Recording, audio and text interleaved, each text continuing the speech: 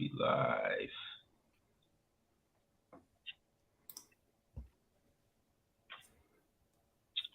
We should be good. College football episode 2. If you're in the chat, drop an emoji. You know how we do. Drop an emoji. Hey, we already got some likes in here. Hey, comment your favorite team, chat. Oh. I want to see who y'all repping. Oh, that's the problem. What if they don't have a favorite team? Favorite player. If you don't got a favorite player, I don't know what the hell you're doing. Or just pray for Bama's downfall. That's all you got to do for me. That's all everybody got to do. Just be honest, man. That's all they ever do. Oh, y'all going to lose to Utah State. Then we're going to lose to Texas. And then it's going to go every week, every team we going to lose to them. And then at the end of the season, we go undefeated. Oh, y'all didn't play nobody. That's why y'all went undefeated. It's logic. I think we all agree that y'all playing somebody this year, though. Say what? I think we all agree that y'all playing somebody this year, though. We ain't playing nobody, man. You said Tennessee. Yeah, that's the only game. Them balls, baby. That might be the only game, but I mean, Tennessee, bro. Tennessee is one of them schools where they got all the potential to be great, but they get in their own way sometimes. So this possibly could be the 14th year we beat them in a row. So I mean, we never know. Every time we talk about Tennessee, Alabama, I just think of the picture of the Tennessee player doing the double middle finger to the stands after they're losing. Oh, yeah. After they're down, I can't remember by how much, but he, scored a touchdown in, garbage time, and he runs up to the stands and just double middle fingers to the entire student section. They're losing by, 30. That's the epitome of Tennessee right now. There's just... Go ahead, Once again, I share the screen of Alabama and their schedule. Now, the big bad Crimson Tide, they take week 1 off with Utah State. Then they have to go to the great state of Texas. Then they take another week off with UL Monroe. Quite pitiful. Then Vanderbilt. Then they got to see number 19 Arkansas at Arkansas. A couple of us happen to think that that's a trap game. Then they have to come home and play number 6 A&M. It's one of us that think that, well, Bama's going down that week. Then they got to play the Volunteers. And I will volunteer you guys an opinion to think that they're going to go over there and get their ass kicked. But that's just my opinion. Then they got to see Mississippi State. Then they got to go to Death Valley. And they have to play at Ole Miss. And then they what a national championship at again, SoFi Stadium. I'll see y'all there. Yeah. I will see y'all there with Alabama gear on, man. Live and in action. Matter of fact, I'm gonna show y'all when I buy my ticket early. I'm gonna buy that shit when they come available, week 6. I know Bama gonna be there. Hey, Bama just need to schedule some harder competition. Hey, were you guys able to see that? No. Okay. I'm still working on that. We got a new program. I'm sorry. You gotta play who want to play you, Tegan. You can't force people to play. Bro, you guys scheduled in 2023 Middle Tennessee, USF, and Chattanooga. No, I've done the same thing. I've always complained about Bama's non-conference, but at the same time, these schools don't want to play them. You gotta think about this, so we could go back. I gotta walk y'all back. This is why nobody wants to play Alabama. All right, you remember when FSU was number 3 to begin the season? They played Alabama and they had a Heisman hopeful quarterback. After they played Alabama, they got destroyed and they Heisman hopeful quarterback towards PCL. All right, then we could go back to when USC came out barking like dogs. They had a promising year that year. They got blasted. We go back when they played Michigan. I'm sorry, Nick. Denard Robinson had a lot of Heisman buzz. We played Michigan opening week. Fuck their whole season up. Nick Saban Nick Saban had to go on there and rant about people talking like y'all, talking about something. Alabama don't play nobody. It's like he can't force teams to play them. Blasted Miami. Miami was supposed to be good. Blasted them. And it fucks up their team whole scene. Hey, all I want to say is in 2025, they go at Florida State and then Wisconsin in the same year. Man. I think, Florida State could figure it out. They're one of those programs that if they get the right hire and the right guy in there, it's the same thing with USC. They're a blue chip program. They can figure it out in like 2-3 years. I'm not saying right now. Obviously, they're one of the worst programs. Who did they lose to last year? Jacksonville State? Jacksonville State in their FCS, I believe. Yeah, that was hilarious. And they lost on like a Hail Mary, and they weren't even in like prevent defense. It was bad. It just reminds me of when the Patriots put Gronkowski as safety. Oh yeah, Dolphins, baby. That's terrible. Yeah, they did blast Louisville after Lamar left. That's right, coach. Bro, I remember when A&M played Lamar Jackson before his Heisman season, like in a bowl game. A freshman, I think he was a freshman, right? Yeah. And I was looking at this kid, I was like, who is this? Like, he cooked us. He cooked. I don't know if A&M won that game. I can't remember off the top of my dome, but like I was looking at Lamar and I was like, this kid's a freak of nature. It's either going to be Heisman year next year or nothing. And we saw what happened. Yeah, but you brought up Wisconsin, right? Anytime Wisconsin plays a team that's like their offense and defensive lines are comparable, they always lose. Always lose. So Bama going to smack that ass whenever they play. Shit, didn't Alabama play Wisconsin with Derrick Henry? Didn't they smack them? Man, they had one of the players that was on defense. After he tried to tackle Derrick Henry, he went and stood in the offensive huddle. That's how you know how severe his concussion was. Like, no, that's CTE right there, bro. The referee had to tell him, "Hey, man, you on this side over here." That boy said, I don't play for them." That's bad. Oh man, so we got Ohio State fan up in here. That's great. My favorites. I like just remember MH2 and JSN though. I do like JSN's tough, bro. He's gonna be a top 10 pick for sure.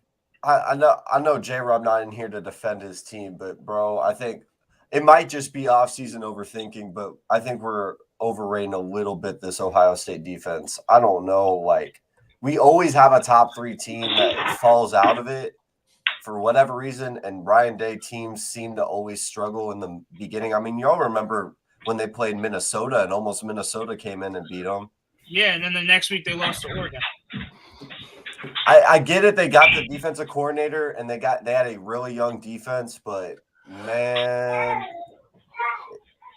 if there's going to be a Achilles heel for one of those top 3 teams that we have all preseason said that they're going to be good.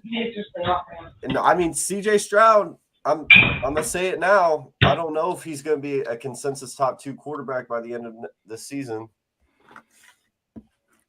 I think that's a bold take right there. The reason why it's a bold take is because what team in that division that has a defense that can expose CJ Stroud being the Heisman favorite all the way to not top 2 quarterback? There ain't gonna be no defense that can do that. I mean, let's just be honest. Everybody can sit around and talk about, Big Ten got good players and all that. Yeah, y'all got good players. Ain't nobody saying y'all don't have good players on defense. But collectively as a group, you got more teachers and car salesmen than NFL players. So it's especially y'all don't have top tier DBs that could really give him fits to knock him all the way out of being a even though we beat them last year, he still had like 380 yards. Like that's what I'm saying. It's not enough. It's not enough firepower in the secondary to really slow him down like that. I don't know. I mean, y'all. I know we made jokes about it the first episode, and trust me, I'm on that same boat of saying Notre Dame by 14, 50, whatever. The more I think about it, it's not going to be. I still got Ohio State, duh, but. If they don't come out right, like the first couple of years, like with Ryan Day, that offense has struggled in early weeks, and then they really pick up some momentum. if they don't come out right for Notre Dame, they could easily get bumped off. I just feel like Notre Dame, it's their quarterback's first start, right? And he's going to Ohio State at a night game. Yeah, 6:30. 6:30. Good luck. I want Notre Dame to beat Ohio State. Oh, for sure, but I just don't see it happening. Like, I'll be shocked if that shit happens. I mean, do each of y'all got like a bold take for this season? Because I mean, we remember Spencer Rattler was the consensus roughly top 3 quarterback last year going into the season, and he's fallen out. I got the same thing with CJ Stroud, where it's just like, I don't know if he's going to be a consensus top 2 guy. Maybe for the draft, sure. Only reason why I say is a bold take is because Spencer and Rattler never really played. Where like we saw him play for a little bit, and then we saw the rise and fall of him real quick. CJ Stroud had like showed flashes of him being a franchise-changing quarterback, and he played. Well, so did Rattler. So did Rattler at the end of I'd say 2 seasons ago. At the end of that season, the back half, he was looking like a potential top 1 pick. I mean, people were saying this kid has number 1 overall pick talent. I'm not saying CJ Stroud's going to fall off that way. I don't want to make that statement because I'm not. But I'm saying, I don't know, Tyler Van Dyke could come in and have a crazy year. Well, shout out to Miami because I'm really high on Tyler Van Dyke. Or Will Levis. Like, I'm not saying right now they are better, but there got to be a hot take that someone's going to take a giant leap. No one knew about Joe Burrow. Joe Burrow came in and became a top 2 guy because it was Tua and Trevor Lawrence that were consensus top 2 guys. And right now we have CJ Stroud and Bryce Young. Who's going to be that guy that could potentially throw his name into the ring? Could be Tyler Van Dyke, or it could be someone that we don't even know. I think Max Johnson. I think KJ Jefferson might be that guy from Arkansas.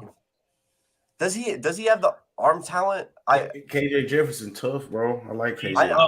Big too. Big boy. I agree, Coach Mark. Will Levis is not good to me. Like, he's overrated as hell to me.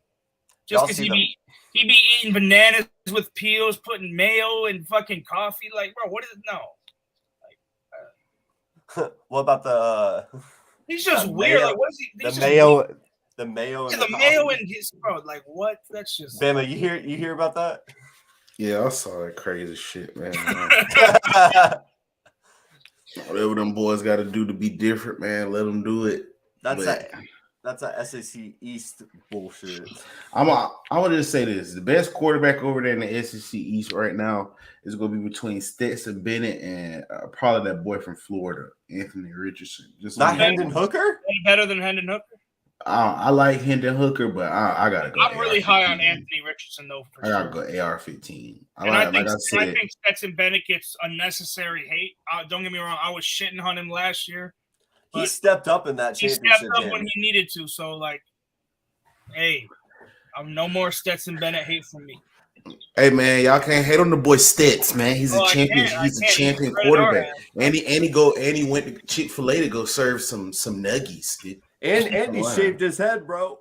Yeah, he got a fade. Man got a fade. And he got up that morning and went to class, dude. I wouldn't have did that, but hey, man, shouts out to Stets. Stetson the man. Dog, oh, bro. I don't know if we got it pulled up. Did y'all see Colin Cowherd's top 25? Is it somewhere we can pull it up? Do I even want to look at it? No, you don't. No, you don't not. If you can send me the link, I will pull it up. I'll pull it up. Like, let's just be honest. Colin Cowherd doesn't watch more than 10 college football games a year. Let's just be honest. He's just making that list for views and shit. I mean, Joel Klatt comes in and just Stetson Bennett's not going to ship his ass to the bench, bro. Oh, man. So, Tegan, if you send me that link, I will pull it up. But in the meantime, let's go ahead and get into what we came here for. And that is the top 10 most electrifying college players of all time. We were supposed to get into this a couple shows ago, but here we are right now. It's no better time than now. So here's how we're going to do this. Bama, we're going to start with you. Nick, we're going to go to you. And then Tegan, we're going to go to you. We will do essentially like a draft where Bama will go first, Nick, you'll go second, Tegan, you'll go third. And we'll do that all the way throughout the 10.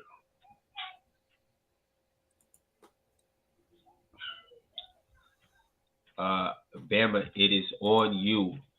Tell us your number one overall most electrifying college player of all time. But we don't need you to just tell us. Give us some dialogue of why.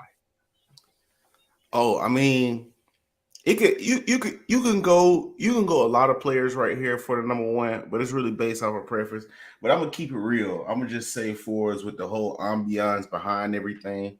And for my generation, I don't know, I'm 30.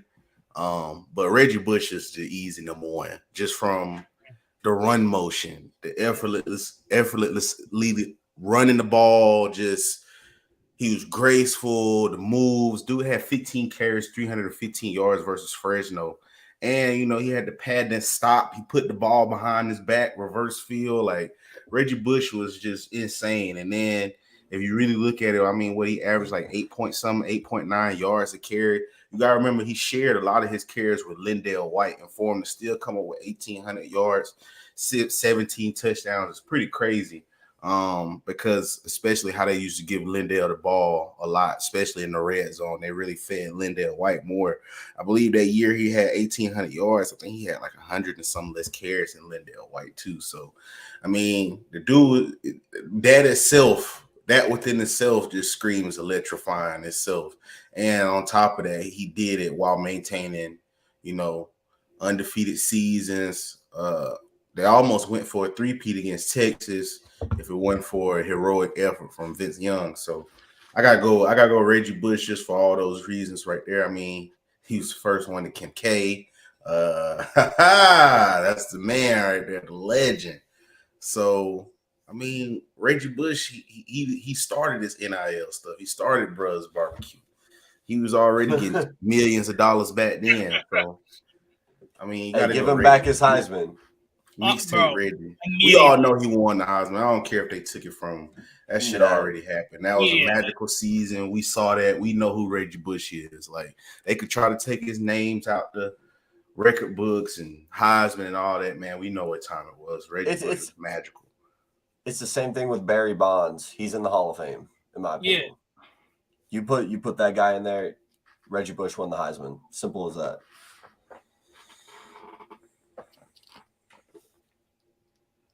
I think you want to mute, Ron. Yeah, it's a new program that we got going on. I'm still working out the Kirks and the Courts and all of that. Okay, Reggie Bush is number one. Nick, who's number two? Man, this is tough. There's so many. I'm gonna have to go with Tavon Austin, man. The fact that he can do what he had, like over 1,200 yards receiving. West Virginia running back gets hurt. They put him in at running back versus Oklahoma. He rushes for 300 and something yards. Like, the man has 20-something million views on his highlight tape for a reason, bro. Like, there's what's understood doesn't need to be explained. Tavon Austin was different, bro. Tavon Austin was different. Got you. Tavon Austin is two. Tegan, who are you going with at three? Man, I'm going with the Christian Laettner of the college football world, the most hated man on earth, Johnny Football. You can't tell me in 2012 this man was not must-watch TV week to week. I don't care that they didn't win a championship. I don't care that they weren't in a New Year's Six Bowl or BCS Bowl. This man, from week one, I went in and watched him play Florida. They lost, but I knew this man was different from week to week. And you can't tell me going into Tuscaloosa, wearing that Alabama hat, he ain't go and kick Nick Saban's ass. That man is the third most electrifying man in the college football history, Johnny Football. Hey, I mean, we was like a yard away from beating y'all because y'all only won 29-24, and we still won the national championship that week. So you can football these nuts.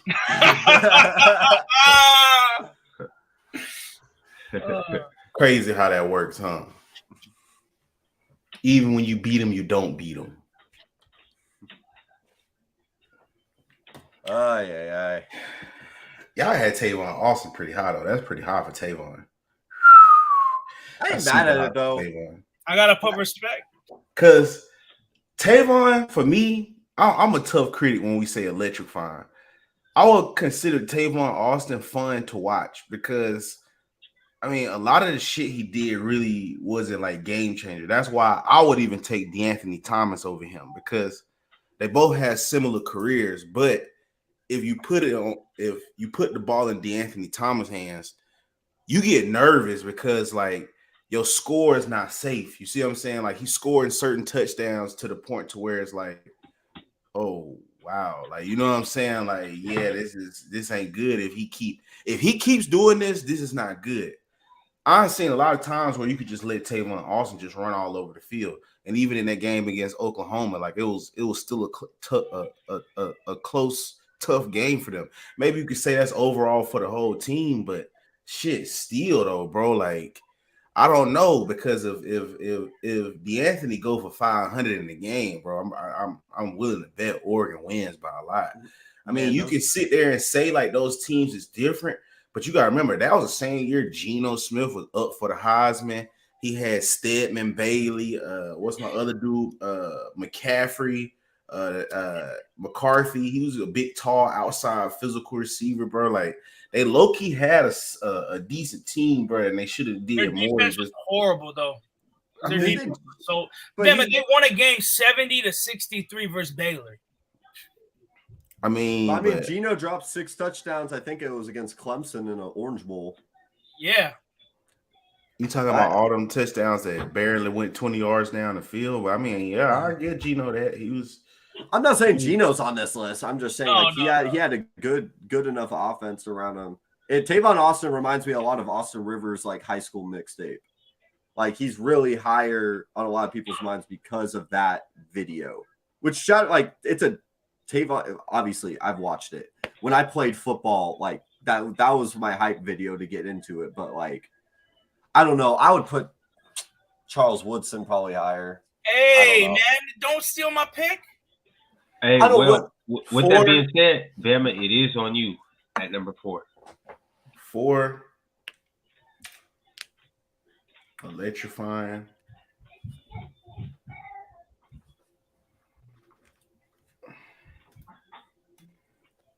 Yes, by the time I have him before. I go Cam Newton.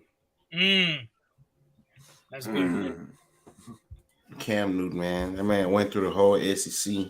And if you want to know what electrifying is, go watch that man with that run against LSU. LSU probably had like, I'll probably say a good 5-6 first rounders on that defense. And he went through that whole defense in Baton Rouge too. With Auburn, arguably I could say that team probably would have been 6-6 without him because they went 5-7 the year before, 8-5. And then the year they added Cam Newton, they went undefeated. They went from unranked to winning the national championship. So I'm gonna go Cam Newton, man. Like I watched that dude in 2010. He really went through the whole SEC like crazy. And as an Alabama fan, I would like to know, how did you feel about them going undefeated that year? It was a down year for us. We just came off a national championship. Not you guys. How did you feel about them going undefeated? I mean, sometimes shit in sales they gotta have some type of shine. You know what I'm saying? We can't help that they feel their relatives are attractive, but I mean that's just it ain't nothing. We got it right back the following year. The only thing I'm more sad about is the year in 2013 when they beat us. We could have had the national championship in the state of Alabama for 5 straight years.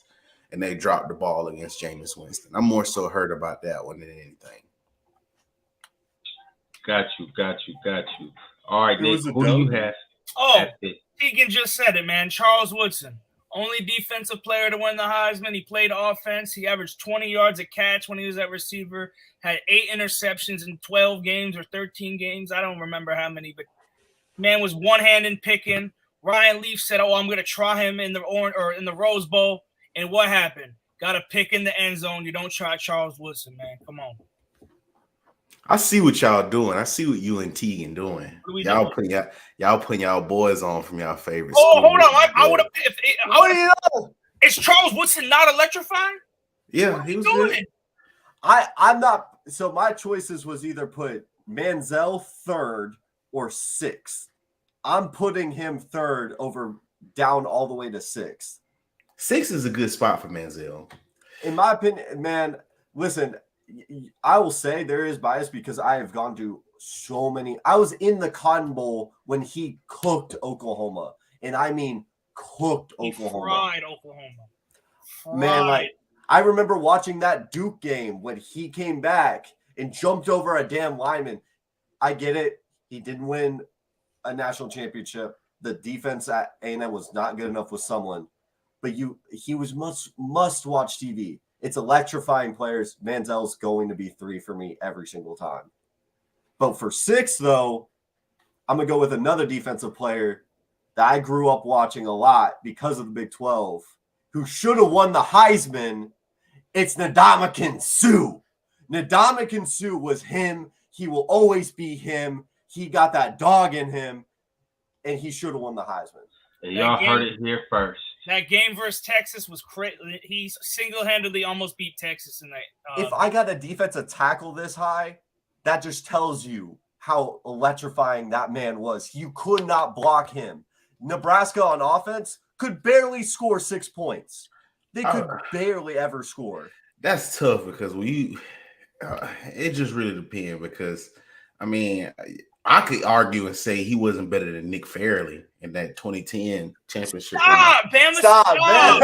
I'm just saying. Bama, stop. No, you're saying you do that right now. I just woke up. I just woke up because of that. All I'm saying is, you could say Sue, you know what I'm saying, but I can't say Sue. I could argue and say Nick Fairley was better in 2010. Stop. Nebraska's defense was Ndamukong Suh. No, they never blitzed. Auburn's defense was Nick Fairley. That's true, but I'm telling you, Nebraska did not need to blitz. There's levels to this, and Sue is on another level. College though, I like Nick. So now we gotta go 7, bro. Y'all are so nasty. This dude got Sue so high. I feel like I wanted to put him at 4, bro, but I couldn't do Cam like that.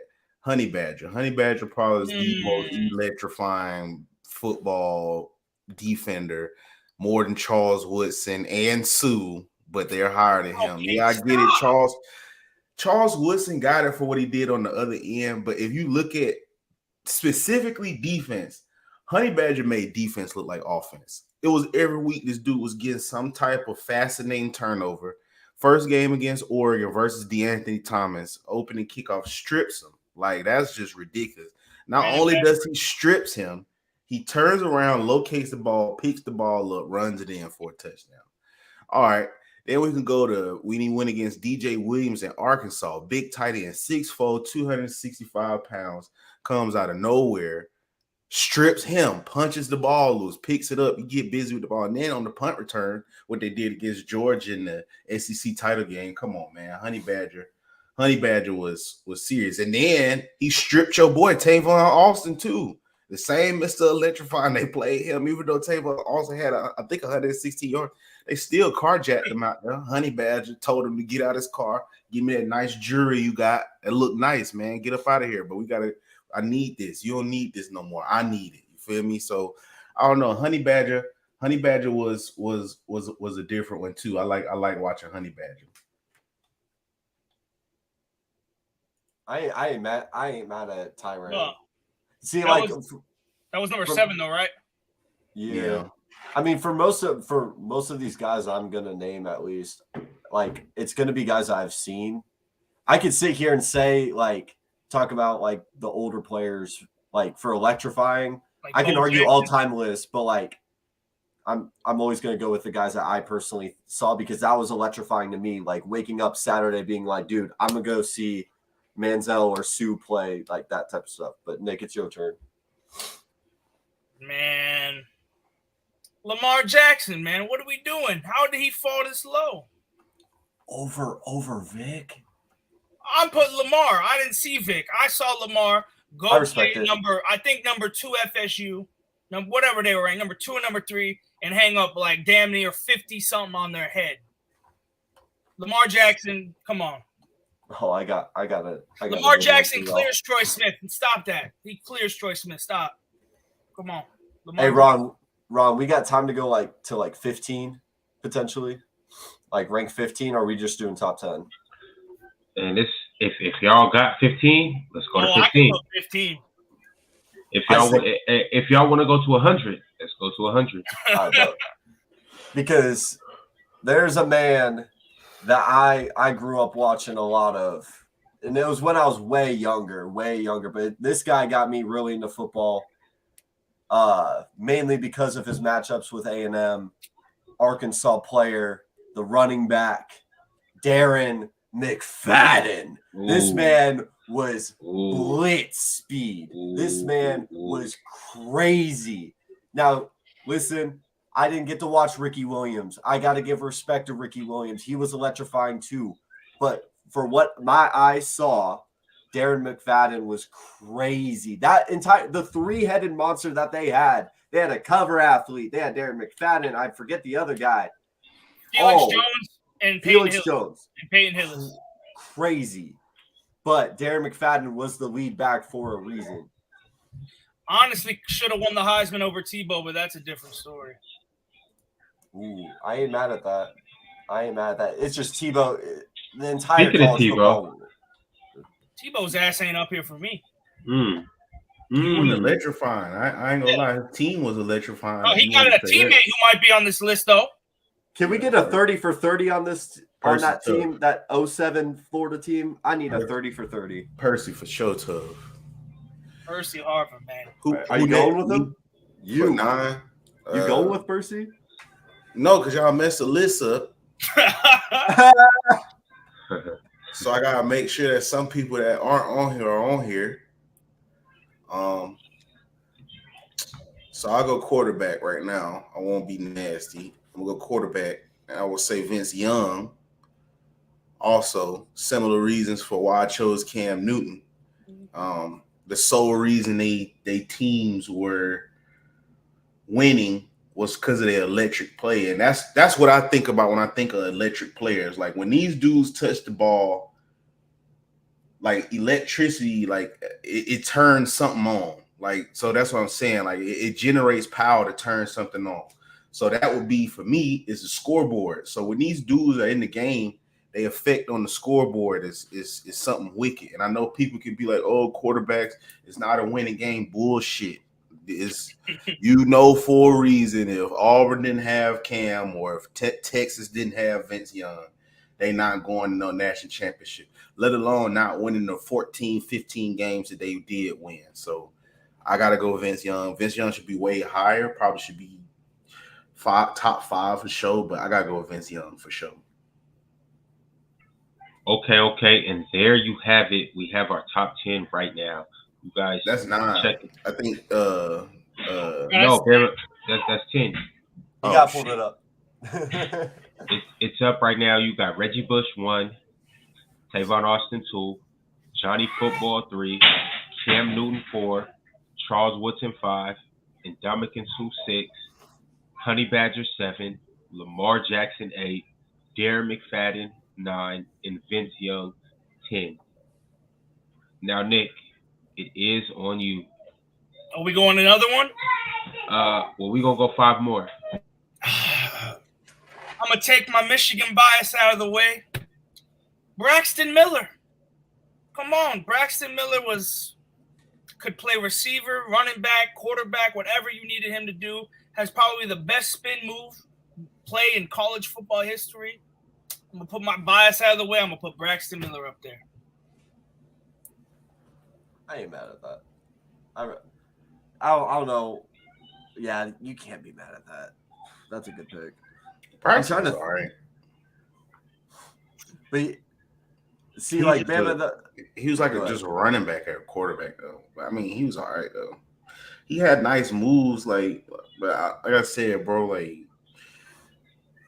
like I said, to get on that list, you gotta think about it like this. Did he change the outcome of the game? Like, I mean, even when he played receiver, like it was like cool. That's what I'm trying to tell you. Like, so when he was at quarterback, the reason why it like looks so good at quarterback because it's 11 on 11, and quarterback is always the unaccounted for man. Like, and if he is accounted for, it's only by one person. So if you got a dude that's wiggly like that, he should be able to make one dude miss. But the thing that makes you electrifying is when all 11 people are looking at you. Can you still do the same thing?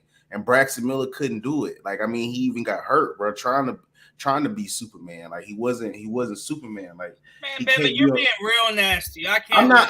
I watch Braxton. I watch Braxton. I had to. I just He be real, won bro. 23 straight games at quarterback. What are we doing? Like, just be honest. But they basically ran something like a triple option. And you know, Ohio State is loaded in that sorry ass conference. So, I mean, you can even look back. You even go back, bro. It's only so many years they didn't win 10 games. Like, they win 10 games, like, no matter who they walk out there. So is it really that impressive if a dude just go over there and do what the school already been doing? Like, you can go back to fucking 1999. They were still winning 10 games, like 11 games. Like, they always been winning. So it wasn't like, oh, they was a shit program. And then when Braxton Miller got there, he made him a better program. No, they always been the good program. So obviously it's the program itself. You can see a noticeable difference when it went from Jalen to Tua. You can see a noticeable difference when it went from who else? You can see a way notable difference from the quarterback before Johnny Manziel to Johnny Manziel. You can see it's a huge difference when they played. No matter whether it was Troy Smith, Braxton Miller, fucking JT Barrett, Cardale Jones, it was no difference. They went over there and the team still was winning in the fashion that they normally winning in. Now, maybe a few things that changed because this dude throw a little bit further than this dude, or this dude had better legs than that dude, but the teams always win. I don't think those dudes is like game changers, dog. Like, that's why I say my list be tough, bro. Like, that's why I say you can say, oh, bro, I never seen Ricky Williams. Your ass better go watch a YouTube highlight of him. Because putting some of these dudes, especially like Braxton Miller over Rick, oh, man. Hold on, I got a question for you, Bama. If I would have picked the dude who ran through the heart of the South, what would you say? Who? Ezekiel Elliott. I mean, Zeke was good too, but he had one good year. You might as well start throwing people like KJ Dobbins in there too. AJ Dillon was solid too. Go ahead, throw Toby Gerhardt in there. But you talk about winning, right? Didn't he not rush for 300 on y'all head? Yeah, but at the end of the day, that was a whole collective group of the whole team. No, you gotta remember, Michael Thomas had touchdowns too, where he caught unreal touchdowns in the back of the end zone, like in crucial times. Like, what about when he took the ball off the top of Cyrus Jones' head? That was a crucial touchdown. Exactly, Coach Mark. You got Adrian Peterson. They leaving off of these dudes. Like, it is some insane athletes y'all leaving off to throw them dudes on there. Like, what AP on there? Don't get me wrong. Don't get me wrong. Like, they was good in college, but it's a difference. When you say like most electrifying, like for instance, if you say, just be honest, bro. I know it's a top 10 list, but be honest. Reggie Bush, Braxton Miller. Do it sound like those names should go together? Just keep it real. But if you say Reggie Bush, Johnny Manziel, Reggie Bush, Cam Newton, like, oh yeah, they go all collective, like, oh yeah, they was cold, bro. You really got to start thinking, like, when you say Braxton Miller, you really got to start thinking, like, oh yeah, you talking about little buddy that played. You trying Braxton, bro. It ain't trying them, bro. Like, I'm just keeping it solid, bro. I know we understand. Bias out of the way for this. I know we have empathy for his career or whatever, but man, that shit was ass, bro. Like, I mean, he was cool, bro. He gave us some good. He gave us some good runs. He was basically Jalen Hurts. That's basically what it was. His best attribute for him his best attribute for him was his legs, bro. No matter, regardless of all that talent they had at receiver. If I played receiver at Ohio State while he was there, I would have been pissed. I would have been pissed if Braxton Miller was my quarterback. He was nice. Some of them runs he had was nice. He had electrifying plays, but him as a player, I wouldn't say he was like super electrifying.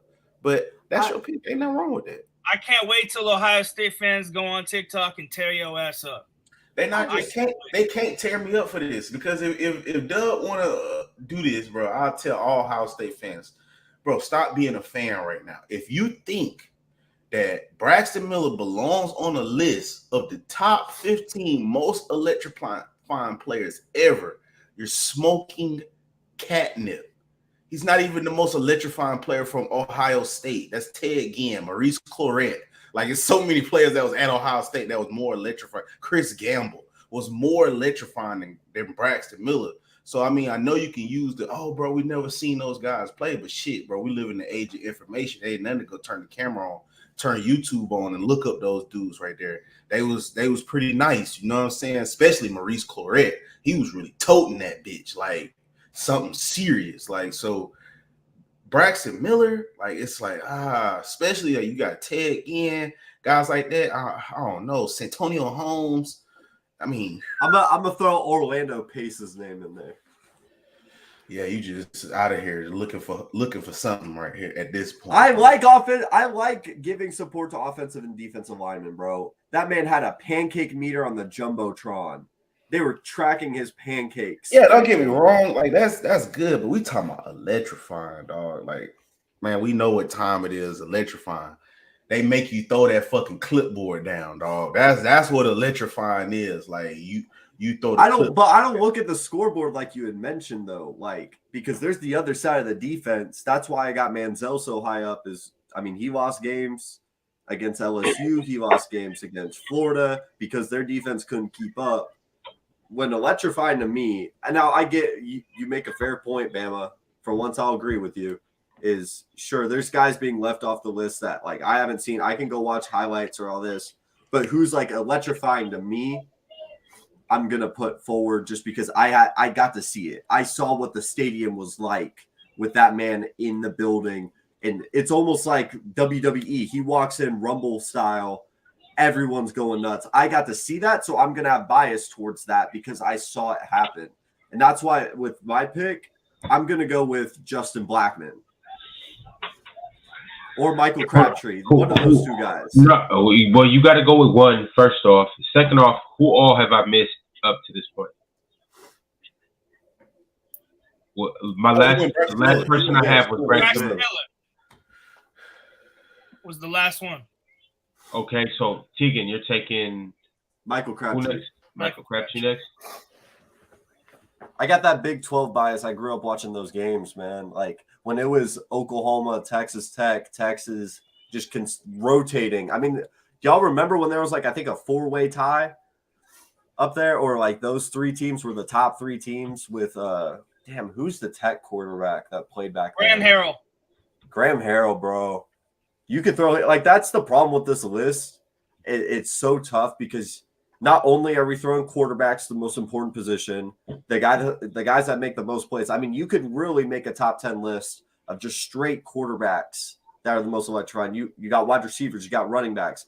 I threw Ndamukong Suh just to shout out a defensive lineman that he was electrifying to me because of that position. What he did, Jabril Peppers played offense and safety. He could be thrown in there. And he played offense. I think why I say you can't make a whole list of quarterbacks and all them other positions because it's not the NFL and the talent drop off is like substantial. Like you can see it. Like you can see like that. But we're talking all time. All time. You can see all time. You can even ask in the chat all time. You can see that Braxton Miller is nowhere near Michael Vick on the electrifying department. I was just trying to get some bias out of the way. That's all I was trying to do. I'm talking about you can shoot that shit in the dark with no flashlight, and that shit will get caught. You can see that shit is nowhere near close of no way. We could do an all quarterback list for sure, but you will see once you get past like certain people Cam, Lamar, Vic, Vince Young, Jonathan. Yeah, Nick. Bro, I want to be on your side on this. I was just getting some bias out of the way, and Bama just ripped my asshole. Braxton is nasty, bro. Pause. You should have kept being biased. I would have preferred you to say Braylon Edwards over Braxton Miller. Shit, he was more electrifying than Braxton Miller. Over Denard Robinson? Y'all stealing my picks, man. Shoelaces? Shoelace was tough. You put a 4-3 without his shoes untied. Ran for 1,900 yards in a season at quarterback. Come on. But you would put Braxton Miller over him? Hell, I just said I was getting my bias out of the way. Damn. You don't got to put your bias out there. Be a Michigan. Be a Michigan guy. No one's asking that out of you. Your bias messed up. All right, who we got next? Who we got next? We'll do one more rotation. It's one more rotation. So I'll say my final pick for the last. A lot of older people gonna like me too, man. But I'm gonna for this one. So who we got right now? Let me see that list real quick, Ron. Tim Tebow's not electrifying. Stop saying Tim Tebow in the comments. I ain't mad at. I want to shout out the chat for saying Tommy Frazier. That was a guy that I loved watching growing up. Oh shit! Not growing up, but like watching his highlights. Just based off this, we gotta go. I gotta put that boy. Gotta put that boy Peter Warwick on there, man. I respect. That's not ridiculous. Dang Jangling, stop with the Tebow, man. Timothy Tebow. Tebow. Bro, I'm so sorry I forgot to put my boy on there, bro. He got to be top 20, though. Who? It's our Lord and Savior, Cooper Douglas Cup. Oh, my God. Bro, all I'm saying, shout out to Gridiron for that. Cooper Kupp had like 300 yards on Oregon, dog. He did. That boy really was the truth in college. I'm like, oh man, like it is more evidence that goes even further back. So when people be like, oh, he just he came out of nowhere. Nah, he been cooking this. He been waiting to give off this brother's barbecue. But yeah, I gotta go Peter Warwick, bro. Save this list a little bit. So, the list isn't really that nasty. Like all these guys are nasty. Are you implying that this list is Tebow's not on the list? Do we all agree that Tebow's not making this shit? Yeah, I don't fuck with Tebow. All right, Nick, you up. Man, shoelace, Denard Robinson. Fuck, y'all just ripped me for Braxton Miller. I'm going to be biased as hell. Put my boy Denard Robinson on there. Good. He's on the cover of NCAA football for a reason. Come on. Coach Mark, yes, Michael Crabtree was electrifying. Come on now. Don't do that. Yes, Coach Mark, you're right, too. Denard clears Braxton Miller. I was just trying to be nice to my Ohio State Buckeye friends, but damn, I got ripped for it. Y'all won this year. Just say scoreboard and move on. I just think Michael Crabtree was good. I wouldn't say electrifying. That sounds like another one. Like he was more so already NFL receiver in college. He ran great routes. He was the big receiver. Jabril Peppers, too. Yeah, Jabril was nice. Yeah, Jabril was more electrifying. Bro, Shoelace was more electrifying than Tim Tebow. I don't give a damn what y'all are saying. Oh, I got a nasty name for y'all for the last pick. This is electrifying. Tim Tebow was not electrifying. You got somebody right now? 4 touchdowns, bro. Yeah. I don't know if Bama's gonna like this one, but it's basic. I get it. I'm not saying this guy is better than Vic. I'm not. But a guy that I watched a lot during that 2010, 2013 range, a guy that got the guy that got Northern Illinois to an Orange Bowl. Oh my God! A guy that rushed more than passing yards. It's Jordan Lynch. I love Jordan Lynch. That dude had his dog. He had that dog. Ron, don't put that on there. No, don't put it on there, Ron. You might as well put Jordan Lynch in there. You might as well just put Tim Tebow. What's wrong with Jordan Lynch? He was playing against MAC schools. What are we doing? Ron, you might as well put your name in there. Yeah, Ron. Put Jordan Lynch in there. No, put Bama's name up there. Yeah. There's nothing wrong with Jordan Lynch. What are we doing, man? Hey, Y'all killing me for Braxton, chat. Literally end the stream. Jordan Lynch. Nah. Oh no, the stream just started. No. Shout out everybody that's here. What the if you're hell? here, Yo, like the video, you ripping me for Braxton Miller, but you're not gonna rip him for Jordan Lynch. What are we doing? Yeah, that's just beyond nasty, though. Like Jordan Lynch, bro. Jordan Lynch is a dog. He might be. We're talking about electrifying. He was slow as shit, running people over. I'd put Colin Klein in there too. Oh my god. Oh my. You're right, Shane. You might as well just have Tim Tebow up there because this is nasty. That man said Jordan Lynch, dude. Jordan Lynch, bro. No, for the 15 run, put David Palmer. David Palmer, you got so many people. That is the most electrifying player I've ever seen. The deuces loose, baby. If anybody in here grown, if anybody in here really grown, y'all know who David Palmer is, bro. I ain't even got. Who was the defensive end for Arizona State? Like 2004. He was very good in the NFL. Terrell Suggs, man, he was crazy.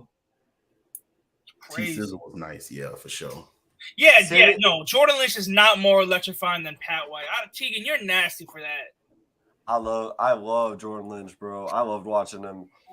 Pat White was nice. Steve Slayton. Oh, they had this big fullback, Owen Schmidt. Oh my Lord. Schmidt. Wow, bro.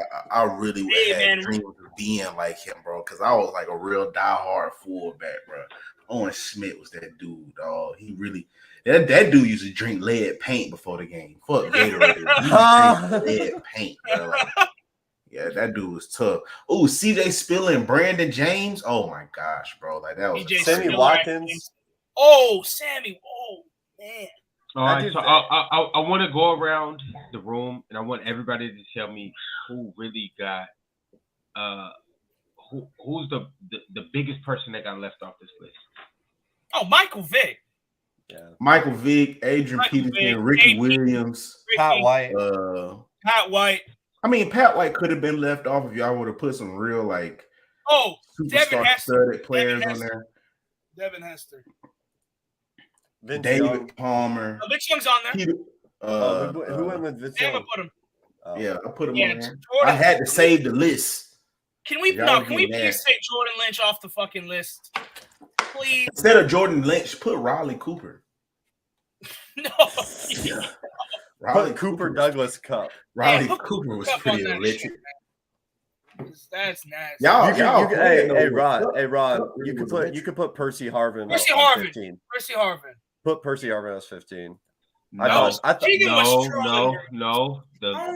thought someone said Percy. I thought someone said Percy. No, Tegan, you got nasty and you got your bag, and now I'll stand on 15th most electrifying player in college. That boy got a real nasty bag, bro. I can't wait to read the TikTok comments on the Jordan Lynch because I'll stand on it. Oh my god! Don't sleep on Northern Illinois. Man was playing versus Akron, Miami of Ohio University, Bowling. What are we doing? He got Northern Illinois to an Orange Bowl. Yo, Malcolm Kelly off that rap song for sure, Coach Mark. That was funny as hell. All right, fellas. Now we're going to get into our next segment. Our next segment is the top 10 best offenses of 2022. Shout out all of our viewers right now. Shout out all of our listeners. If you are in the chat, like, comment, and subscribe. All right. We're going to go with Nick first, Tegan second, Bama third. Top 10 offenses of this year. Let's get into it. I hate to say it, but Ohio State number 1. It's a list. You got the list? It's a list. They ranked them. I can pull it up if you need me to. Oh, I thought we were doing our own list. My bad. I think we are. Oh, we are? I was gonna say shit. What y'all feel about it? Hold on. Let me find that little list real quick. No, I got the list right now. It's in. I got the list. I see the list. I wanted to hear what you because the people they ranked somebody on there. So I mean, it was kind of I ain't like how they had it. All right, I'm gonna read off this list, but I still want you guys' list. Yeah, I got you. Mm-hmm. Is it Mia or is it Bama? I'm mad. It's gonna be you, but I'm gonna read off this list right now. Okay. Top 10 offenses of 2022. It's Ohio State, Tennessee, Wake Forest, Alabama coming in at a whopping 4, USC, Houston, shout out Trent, Oklahoma, Georgia, Texas, and SMU. Georgia needs to get off that list. Could I give a quick prayer or shout out to Sam Hartman? I hope Sam Hartman gets whatever he's going through. Yeah. Prayers up for Sam Hartman for sure. Because he is Wake Forest. Can we all agree? What the hell is Georgia doing on there? No, what is Tennessee doing number 2? I didn't even realize he said that. What is Tennessee doing over Alabama? Like, I'm one to hate on Bama, but they just have the Heisman winner. They got 5 stars every single year. I'm sure they got a good. Oh, I forget the running back that they just brought in. Who's Jahmyr Gibbs? Don't forget it. Crazy in the past. Gibbs is nasty, bro. He's nasty. And they got Burton from Georgia. So how is Stetson Bennett just gonna fuck around and win the Heisman for Georgia? Is that why their offense is good? They don't got George Pickens. They don't have James Cook, Zamir White. Like, what is? Come on, man. What are they? They got Stitz. Put your bets on Stitz. They got Arik Gilbert, I think. But they have Brock Bowers. Listen here. That dude's crazy. Stitz with the bets. That's what they got. Put your bets on Stitz. Also, Texas, man, this is coming from an A&M guy. Texas got to be higher. I think the Texas is just hyped. Just because of the names they got, that's why they're on the list. They got the best running back in college football. They got an arguably top 3 wide receiver. And then you got Quinn Ewers. You got 2 5-stars on the offensive line. And then they got, they did get an injury at the wide receiver position. When this list was made, I think they should have been higher because they got a transfer from, I think it was Wyoming. He got injured, so they're off that. So their wide receiver depth isn't as deep. But, dude, if you got the best at, like, probably 2 positions, I mean, I wouldn't be surprised if Xavier Worthy jumped JSN this year. Nah, that was shocking. Man, how the hell is Tank Bigsby the best running back in college? You mean the dude from Auburn? He ain't the best. No, I said I'm just reading the chat. I'm just reading the chat. Oh, okay. I was about to say, I was like, Tank it. SEC though. I'll give him that though. No, it's Tavon A-Chain. All right, Tegan, it's on you for who is the second best offense. Well, man, as of right now, it's Bama. It's Bama. It's the people. Here's the thing: we go through the offseason. We overthink things. We overthink. We think Tua is going to be a good quarterback. We do this, and Stop. so we think Tua's all of a sudden going to be able to make reads. It's okay. It's Bama. Bama's the second best offense. They're the number 1 team in the nation for a reason. Simple as that. That's crazy. You shout out Bama and at the same time throwing shots at Tua for no reason. Like, come on, man. This is coming from the same dude that thinks Texas A&M can go 11-1. I said 10-2 or 11-1. That's 10-2 is still crazy. And next year, what will A&M do? Hold on. 8-4. That's gonna be their max. Oh no, cap out at 8-4. Hey, y'all heard it first. A&M is winning the national. Not me. Tegan said A&M is winning the national championship in 2023. And when they was playing with those helmets, that was the last time they was good. That's how ironic. Fuck out of here. Cool. We going into Miami and beating their ass. Ooh. Y'all gonna go to South Beach and go get hung over and go to the game and just fucking flop. No, that's me. Offense number 3. So who number 1 right now? I put Ohio State. They were number 1 last year, so I just put them number 1. I mean, they still got Travion Henderson. Number 3 offense, I'm gonna go USC. That's not ridiculous. Mm-mm. They're gonna have a really bad defense. That's what's gonna hold them back. Yep. I mean, Bama, you're not concerned about their offensive line at all? Mm-mm. I mean, I get it. They're in the Pac-12. They're not going to face any defensive lines that are going to eat. But they're not going to play no physical brand of football to where that's going to be a problem. What about Notre Dame? And oh, come on, oh my Lord. I'm sick of them. You got nasty with that Brian Kelly thing, man. I gotta say it, bro. Brian Kelly is nasty. He's doo-doo.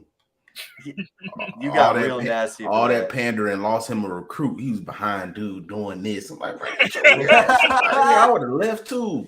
I would have packed my shit. I said, oh yeah, I'm gone, bro. I don't know what this weirdo doing. All right, Nick, you up, bro. Ohio State. Hold up, Bama. Who did you take third? USC. Oh, okay. Nick, it is on you. Oh, man. They were on the list. Tegan said they were too high. I'm going to go Tennessee. We go Tennessee. Hendon Hooker is electric. They, just like Coach Mark said in the chat, they averaged 40 last year. I don't know if they'll average 40, but they can go average 33, 34 plus. Josh Heupel's a great offensive coach, too. Man. Yeah, bro. I'm going to give credit where it's due. Josh Heupel's a great offensive coach. They might not play a lot of defense, but shit, we talking about offense. Damn, hey, bro. Bama, they say Ohio State is winning the Natty in the chat. Yeah, I also thought Rihanna was going to have my baby growing up. A lot of shit we can hope for. We averaging 40. Yeah. And who'd you take again, Nick? Tennessee. Tennessee. Okay. So it wasn't too far off. No. I gave Tennessee some respect. Tennessee. I really like Hendon Hooker.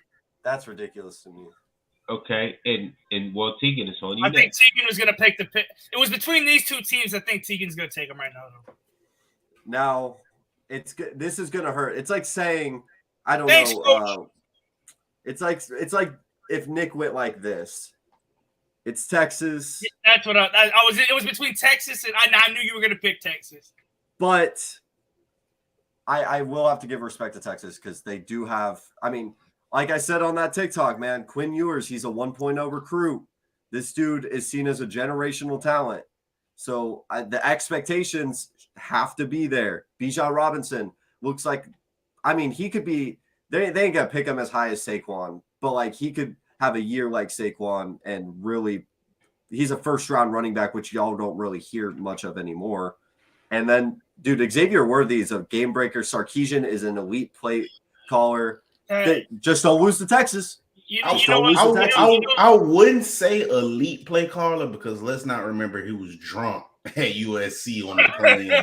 All of that, bro. Like, no, don't do that. He won y'all. He helped win y'all a championship. I mean, every year we go through. He made Mac Jones look elite.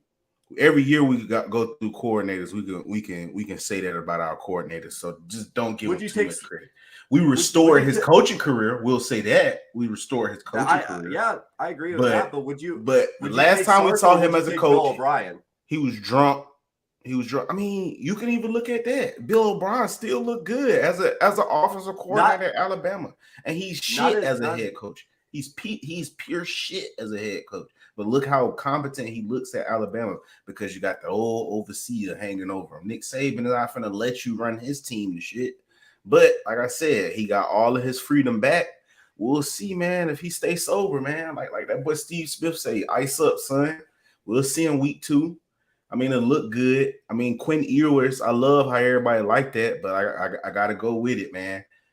The best mullet. We basing it off of shit they haven't did yet. It's potential. I hate that potential shit because it's like we're thinking that they're going to do something they haven't did yet. So it's like that's unrealistic. We're making a prediction. We're making a prediction. Yeah, but with Quinn Ewers though, one thing I will say, he doing the same shit Tate Martell did. They was real high coming out of high school, had that first transfer. I don't know why he transferred. On QB1, he wouldn't have this big. No, but what I'm saying is Quinn Ewers was supposed to be the biggest recruit since who was it? Nah, it wasn't Vince. It was actually the dude that passed away. Nah, like he was like a real big recruit. What's my dude? I'm finna be so mad at myself. He played at USC. Joe McKnight. He was like the biggest overall recruit since Joe McKnight and Adrian Peterson for offense. Then you mean to tell me he can't? And like I said, I think CJ Stroud is good, but if you're the biggest recruit that's ever came into high school on the offensive end, I feel like if it was a battle between him and CJ Stroud, he should have beat out CJ Stroud. No problem. You see how because Tua beat out Jalen Hurts, and that was a similar situation. Well, two guys that was proven. One of them, and then Jalen Hurts was the offensive SEC player of the year, still got beat out. So what's Quinn Ewell's excuse? Ain't nothing but he's a bust. And then if it wasn't for the boosters putting a gun to the back of Sarkisian's head and saying you starting Ewers, that quarterback race was still going down to week 0. It was going down to this week. So I mean, I will defend Quinn Ewers a little bit because of how he got to Ohio State. It's not like a normal recruit. He did not play his senior year. He chose to do that though, because he thought I know. He was finna be fucking chicks with that mullet. He thought he was gonna be fucking chicks and throwing touchdowns. He got that bag. Bro, he took $1 million from the Ohio State boosters, played 2 downs, took 2 knees, and left. Literally, he played 2 knees. He took 2 knees. Those were his only plays. But I still think, like, even if we take Ewers out of the equation, you still got Bijan Robinson, dude's different. His ability to not go to the ground is ridiculous. I mean, y'all watched that Oklahoma game. Yeah, they collapsed. I had a great time. That was one of my favorite games the entire year. Oh, it was a phenomenal game. Watching Caleb Williams come in and play like Superman, which that title, you know how Fluent gets all hurt about LT being Lawrence Taylor and LaDainian Tomlinson, who is better than Marshawn Lynch. But they're not better than Peyton Hillis, though. Don't forget that. Bama, stop. They're not better than Peyton Hillis. Peyton Hillis clears Marshawn and LaDainian Tomlinson at the same time. Bama, stop. Stop, Bama. Stop. Just so y'all know that. I want y'all to get that. I want y'all to know y'all heard it here first. I'm taking Peyton Hillis over LT and Marshawn. What are we doing right now? What are we literally doing? The most hated sports show on TikTok. That's what we're doing. Peyton Hillis had one season, got on the cover of Madden, and fell off a cliff. Hey, right facts, Taz. Peyton Hill is better than your favorite RB. He better than Adrian Peterson? He close. He close. Yo, stop this, bro. All right, y'all. Y'all ready to get back into the list? Yeah. All right, come on. We are at number 5. What we got? It's on me. No, I think it's on me. Or no, wait, who just went? Me. Wait, it was because it's Ohio State. It's Ohio State, Alabama, USC, Tennessee. So I think it's Bama. It's Bama after. No, after Tennessee, it was Texas. Yeah, and then Bama's up. Okay, yeah, Texas was after Tennessee. All right. Bro, Peyton Hillis. Hey, Bama. You know y'all got to play Tennessee and Texas, right? And Texas A&M. I'm not worried about that, but I mean, everybody hollered that we don't play nobody. So after we obliterate these teams, it should be like, oh man, they really beat some good teams throughout to win that national championship. But watch what I tell you. It's going to end up being that these teams had the top offenses, and then when they don't score nothing but 14 points, it's going to be like, oh, they ended up being sorry. They wasn't who we thought they was. Bama still don't play nobody. Bama's defense this year is serious. I can't even lie. Hey, and they finna be like, oh yeah, so-and-so got hurt, and if we would have had so-and-so, we would have won. And so last year was a down year. It was. It was a rebuild year. It was for rebuild. For 5, man, I gotta go with my little bro team, man. We're going Houston, bro. Shout out Trent, bro. I hope you're doing good right now, man. I hope you're being locked in. I hope you're learning them plays, Trent. I hope you're learning that playbook, bro. You locking in, you buying in, bro. You got a bright future, bro. But I like that team, Tank Dell, the QB. I like that, man. I fuck with it. Yeah, that receiver for them is tough. Yeah, Tank Dell, the man, bro. Yes. Oh my God, he's tough. Their head coach is a legend. Head coach is an offensive minded. He coached Tavon Austin and Gino. Yo, shout out to Houston and shout out to Trent. What a player's choice is very own. We're obviously rooting for Houston. Houston is really like, one of our top teams, and let's hope that they really do their thing this year. Yo, imagine Houston going undefeated, making the playoffs. We see Trent out there just killing Bama. I hope a dream come true. That would be bittersweet, right?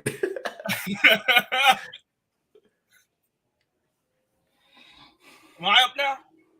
Yeah. Man, I'm gonna go Miami Hurricanes. The Miami Hurricanes up there. They got Tyler Van Dyke's a damn good quarterback. Miami Hurricanes always got wideouts. They got two good running backs with Don Chaney Jr. and Rooster. What's Rooster's name? Jalen Knighton. Jalen Knighton, breakout player of the year for college football. Tegan will know his name week 3. Remember the name, Jalen Knighton, Tegan. Yeah, when Walter Nolan Rooster, man. Rooster's tough. When Antonio Johnson just lays his ass out. Okay. Man, I just want to shout out college football is back, y'all. Nebraska, Northwestern. I got a TV above me, so I'm just watching I got the game up right here. Oh, it kicked off?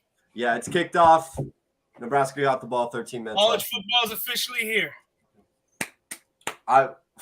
Man, who else has a really good offense this year? It's tough. Because, like, after this, there's a lot of unknowns. And, like, I want to put are we saying Wake Forest right now without Sam Hartman out for the whole year, I'm assuming. Yeah, he's out for the season, so I wouldn't. They still got A.T. Perry, though. A.T. Perry is tough, bro. You know what? I'm a shout out Sunbelt because they kept their quarterback, and they're gonna have a damn good offense this year. I don't care if you think they're playing plumbers. You ain't gonna disrespect Texas State like that and who they play. I'm putting Coastal fucking Carolina. That is the team I'm putting up there. They're gonna have a damn good offense. They ain't gonna play no defense because they're in the Sun Belt, but I'm putting Coastal Carolina there.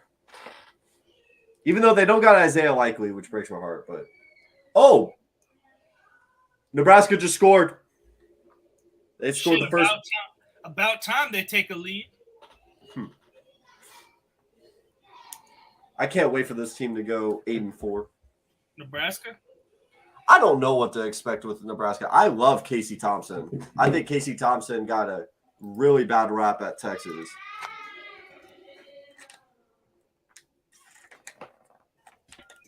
Yo, so where are we at right now? I put Coastal Carolina. Okay, so right now we have Ohio State, Alabama, USC, Tennessee, Texas, Houston, Miami, and at 8, Coastal Carolina. Yep. That boy Meek Nasty.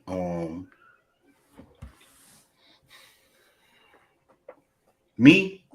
Fuck it, I'm gonna go ahead and do it. I'm gonna go Florida, bro. They're my sleeper right now. Stop it. I'm my sleeper right now. I'm finna put him at 9. It's my last pick. Let me go ahead and be nasty. No. Because I really want to just responsible me would say Georgia, but no, I'm not here to be responsible. Ole Miss is gonna have a better offense than Florida. I'm going Florida, bro. AR-15. You said we messed up the electrifying list, Bama. You just ruined this list with Florida being there. I'm going Florida. I'm going Florida. You just put Coastal Carolina in there, dude. What's wrong with Coastal Carolina? What's nothing wrong with. What's right?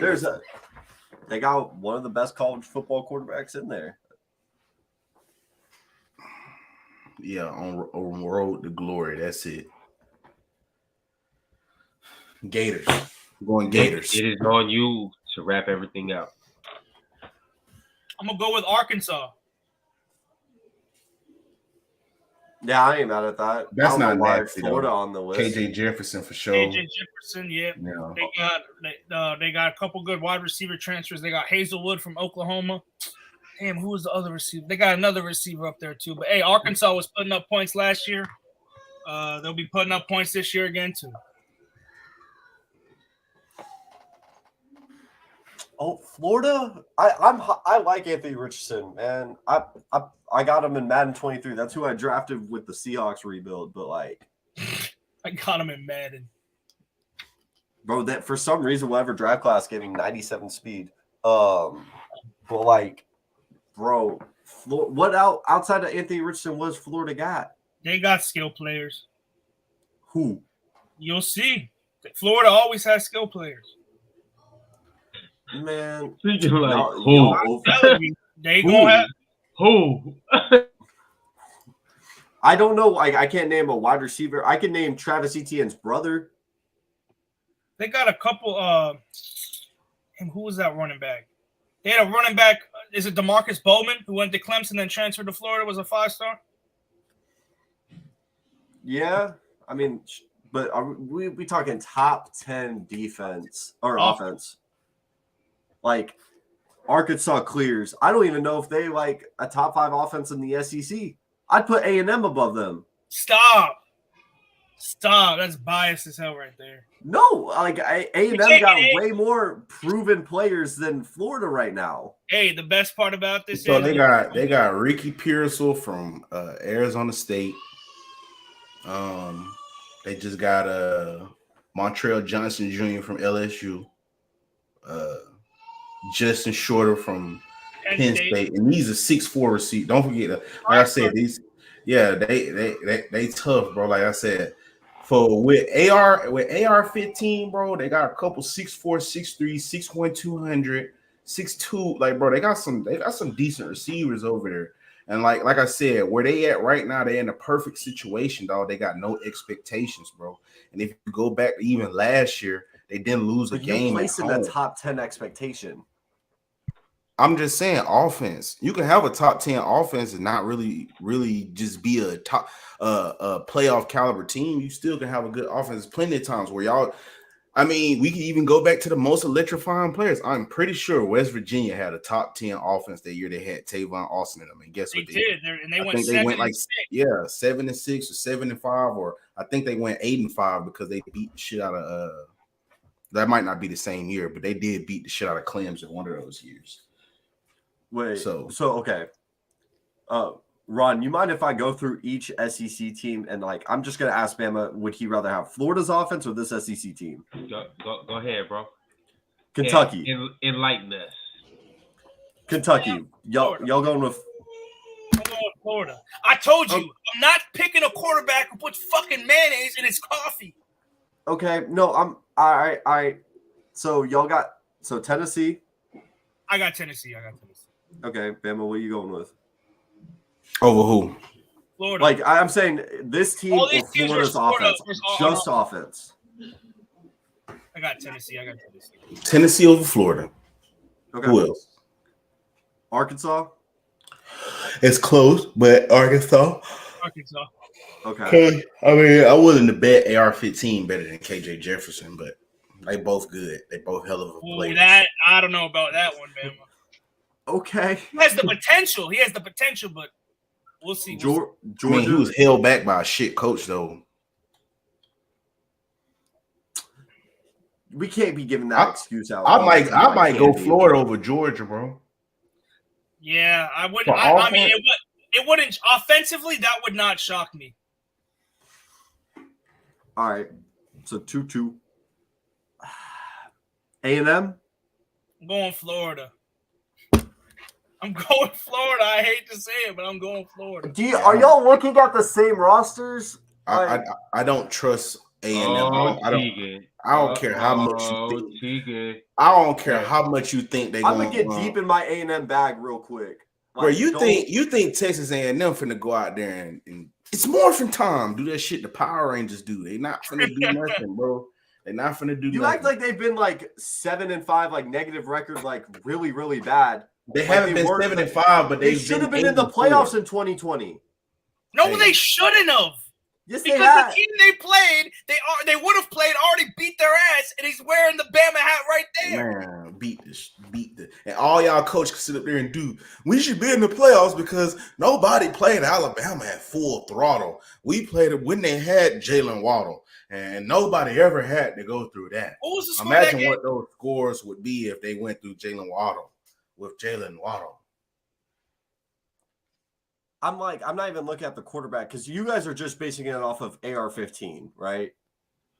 Even if Max Johnson, a plumber, I would still take A&M's offense. Devon Achane is the fastest player in college football. Evan Stewart's going to be a top 5 wide receiver this year. You go back and watch Max Johnson play, man. In that game against Alabama, he literally threw Alabama the game. They said, "Yeah, bro, I don't want to beat y'all. I could beat y'all, but I don't want to." Like, if you putting your faith in him, if we if we talking transfers, I think Max Johnson's not a bad transfer. Because y'all y'all talking transfers with Florida. Like, not every transfer going to work out. They transfer him for a reason. But which one would you think would produce a lot easier? A transfer QB or a transfer receiver?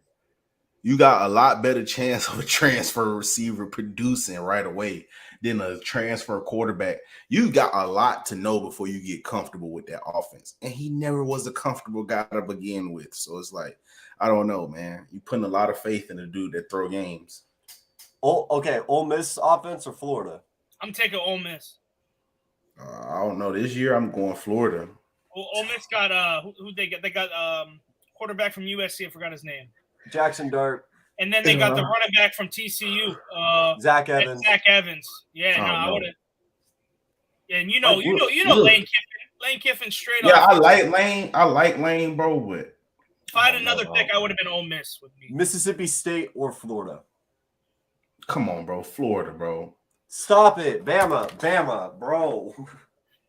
The thing is, this is Mike Leach we're talking about, bro. But nobody care about Mike Leach. You act like Mike Leach is like an offensive guru. He ran the air raid offense. Yeah, that offense is so bad. That's almost as worse than y'all motherfucking 05 offense y'all be running. We're talking about yards and not points. Yeah, Mike Leach, the quarterback, throws for fucking 4,800, 5K every year. We're talking about scoring points. Look how Graham Harrell, how ass he was in the NFL, and he threw for almost 7,000 yards. We're not talking NFL because we know college game is different than the NFL. That offense is just ass, though, and that shit is not going to work in the SEC. The air raid offense is pure ass. Y'all disrespected Will Rogers like crazy. Will Rogers could have a better year than I don't give a damn who Mike Leach's quarterback is. They're putting up damn near 5K every year. LSU's going to have a better offense than Florida this year. Oh yeah, they might for sure. I like JT or not JT Daniels, Jaden or Jaden. Bama, do you got Florida like the second best team in the SEC East? I think they might be. I think they're a sleeper, bro. I think they're going to be set. I think Tennessee and Florida. I think they could be. I think they could be finish one. If they a sleeper, I'm taking 5 vitamins like Pat McAfee and passing out, bro. Stop it. Dude, no, bro. I'm snoring. They okay. Here's the thing. Like I said, it's so difficult for a team to rebound with a head coach in 1 year. We do it with USC. I think USC has obviously way better tools and way better positioning to be an elite team. And we're not asking Florida to be an elite team. But right now, an expectation, I think at best, they're an 8-4 team. At best. Whoa. Anything past that? Somebody else. I suppose they have a better offense than them. No. A&M's going to be 10-2.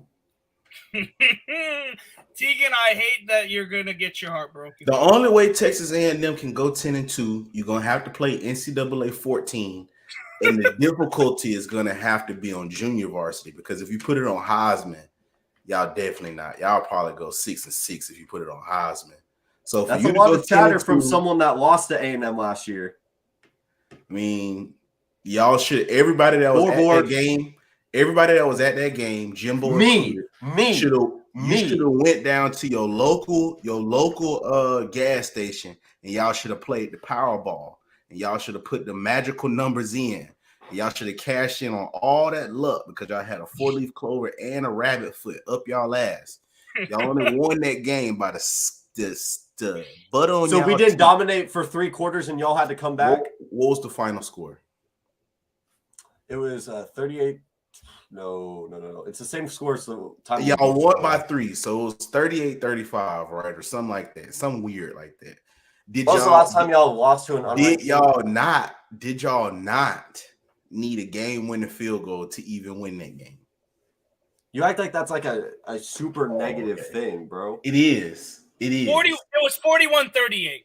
Yeah, it is. You can't blow out. You guys had the Heisman winner. And so, score predictions from this year. 50 For shit. Alabama I'm A&M? going to say it again. 50 shit. Like 50 shit. We going to obliterate them. They're not even going to be ranked after this year is over with. Ooh. Wowzers. After they play Bama, let me ask Tegan a question it's about going to that. go downhill. Because usually after you play Bama, you lose the following game the next week too. That's how that's the after effect of playing Alabama. Normally you lose the following week too because they really beat the shit out you. So you lose. So we're that's gonna go the real into reason a why bye teams don't want to play Bama, because they don't lose one game, they lose. Hey, we got the bye week next week. You can't lose the bye week. Y'all might still lose bye week. 50 to shit is so funny. Yeah, because the last time they beat us with Johnny Manziel, the very next time they came back to Titletown, they lost 59 shit. Hey, we didn't have Manziel, and man, I can't deny that. Y'all lost to us last year. Hold on, Tegan. If A&M finishes unranked this season, is Jimbo Fisher gonna get fired? Yeah, that's I think he'd actually like. He'll leave. Tegan, the real question is, if y'all finish unranked, are you gonna get fired? I might get fired from Players' Choice. Hold on, Tegan, I'm going to quote what Tegan said on the first ever college football show. If A&M goes 8-4, I'm not coming back on the show. Y'all will never see a YouTube video from me. My TikTok, if any of y'all want it, y'all can have it. No. Hold on. If what? If A&M goes 8-4 or worse, finish, Keegan. I am deleting my YouTube. I'm deleting my TikTok. I don't want to be a content creator anymore. I don't want to live in a world where A&M goes 8-4. Tegan, here's the thing, bro. Don't be so like gun-ho over one season. Like, don't buy into just one season. Remember, y'all got the number one recruiting class. Y'all can go of all time. You got to put of all time. Y'all can go y'all can go 8-4 this year, and next year possibly go undefeated and beat Bama twice. I say that jokingly. I obviously am gonna keep making content, but I can't ever talk to Bama without him just saying 8-4. Now I want to preface it does depend on like injuries. Injuries can always happen. They're random. Like, I mean, for example, last year A&M lost their starting quarterback in week 3. Things happen. I know next man up. I know that's like, I'm not excusing last season because we should not have lost to Mississippi State, and we definitely should not have lost to, I think it was Ole Miss. And Zach Calzada is now the 3rd quarterback on Auburn's roster. He can't beat out TJ Finley. He could beat the hell out of Bama, that's for damn sure.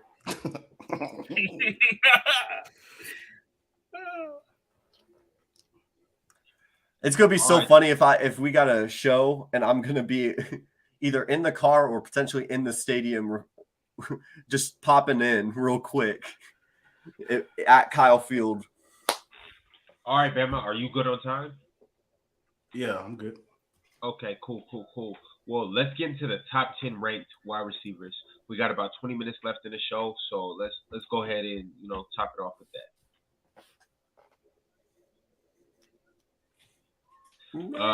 Tegan, we are going to start with you this time. And is this projecting for 2022 what we expect like at the end of the year to ranking to be? No, this is the top 10 ranked receivers. Well, I mean, of this season, yeah. So, I mean, I guess you're projecting, but who do you think will be the best receiver this year? I'm not overthinking it. It's Jackson Smith and Jigba. We all saw the Rose Bowl. Also, Utah got a better offense than Florida. Just got to shout out them real quick. Hey, the best thing about you saying that, Utah plays Florida next Saturday, baby. That's going to be 50 to shitta. They at Florida. I told you, they don't lose at Florida. Ass kicked. And in the words of Bama, they could be at Mars, they could be on Venus, they could be on the fucking moon. They losing or Florida under the that ass. I don't even like Florida like that, but Gator Nation. When they at that stadium, bro, they don't lose. Like, you could say that. You could say, yeah, if they on Mars, yeah, you might beat them. But if they in Gainesville, and it's their first game with the new coach, the players gonna be hyped as hell. If they in the swamp, if they in the swamp, bro, you get to seeing Tim Tebow and Percy Hart. Like, bro, is that Tim? Is that them out there still? Like, y'all still play here? They get to see the ghost of Tim Tebow. Yeah, they get to. They don't got Sam Darnold at quarterback. They ain't seeing ghosts. You get to wiping your eyes and be like, bro, is that? No way. That's not who I think it is. What? No way. Like, them boys just play different at home versus on the road, bro. I will say, that's gonna get be well tough. soon. Sam Darnold. I just forgot that dude like had a nasty injury. Oh, Sam Darnold got hurt? Yeah, it's not a pretty video. Oh man, I mean he sucked anyway, but I don't want him to get hurt. Yeah, you never want to see that dude. He sucks. What? Yeah, he's absolute dog water, but like, terrible. hope you're good, bro. I hope you're good, brother. All right, cool. Tegan made his pick. Alabama, it is on you. Second best receiver. Second best receiver? It's between two people for me. I'll let Chat choose. Chat. Jordan Addison and Keyshawn Boutte. I might go Keyshawn. Keyshawn Boutte is the. I'm going Boutte. Yo,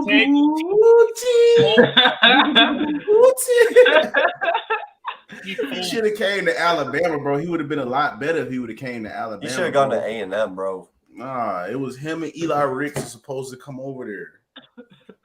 Eli Ricks is playing safety, right? Yeah, he playing safety. I don't know. They might put him at corner, but last time I checked, what's his theme song? I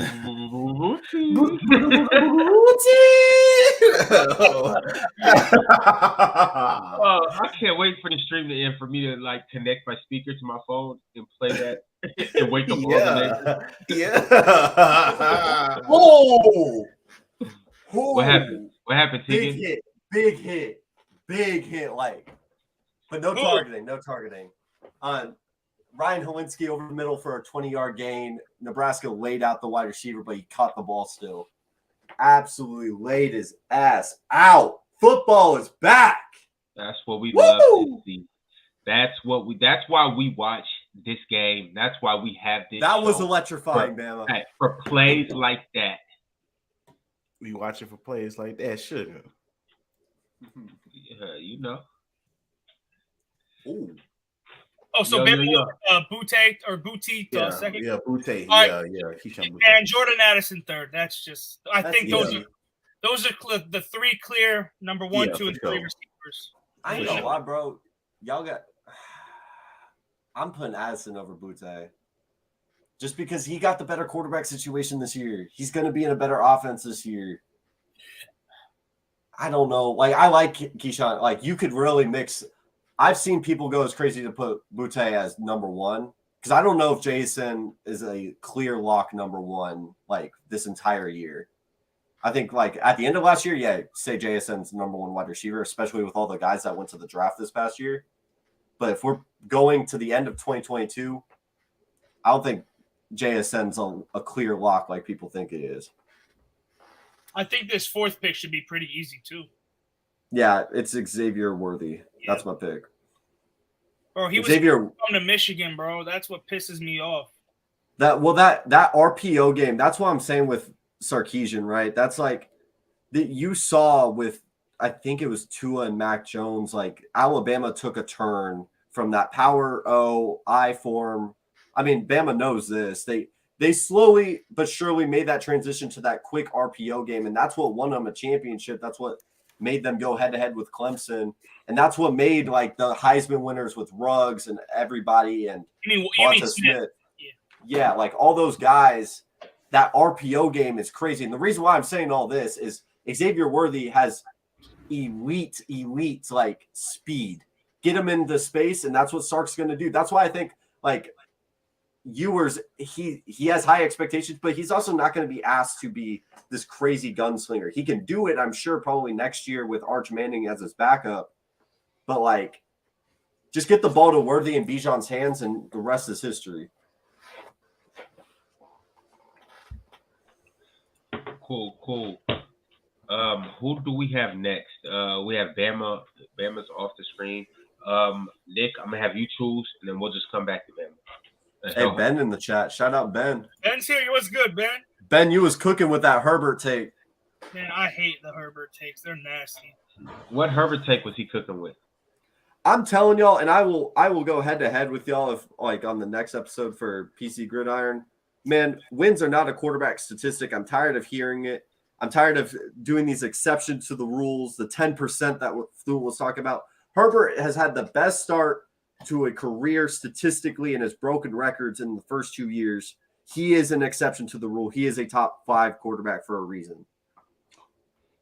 Who y'all got? What's the team so far? Oh, Bama, you're up next. Bama, you're up. What number am I on? Number 5. You're 5. I just took Xavier Worthy. Or Tegan just took Xavier 4.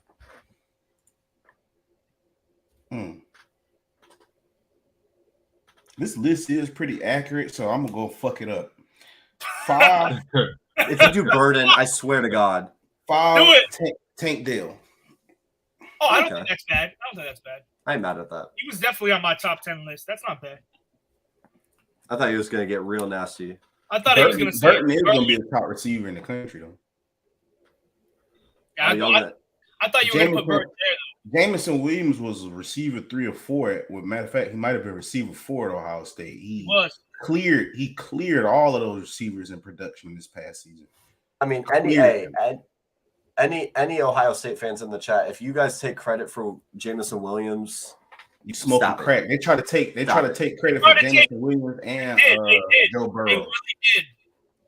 And hey, if they take credit for Quinn Ewers, I'm fucking done hearing Ohio State fans because that shit. I've heard them try to say they take credit for Joe Burrow. They do. Yeah, they do.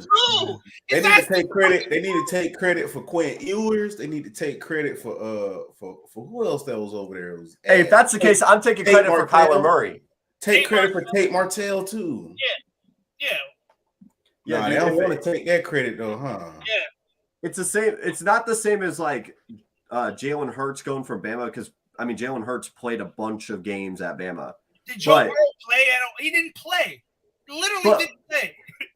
I have a better argument for taking credit for Kyler Murray. I'm not making that argument. Kyler Murray played today in them. Yeah, but I'm not going to make that because it shouldn't be a conversation. Oh, it's dumb as fuck. That's like me saying, "Oh, I'm taking credit for Ryan Mallett." Oh God. Bama chose Tank Dale. Nick, it is on you next. Let me go. Let me go with Marvin Mims, Oklahoma. Nick, I love when you when you do your takes because it sounds like you're doing like an NFL draft pick.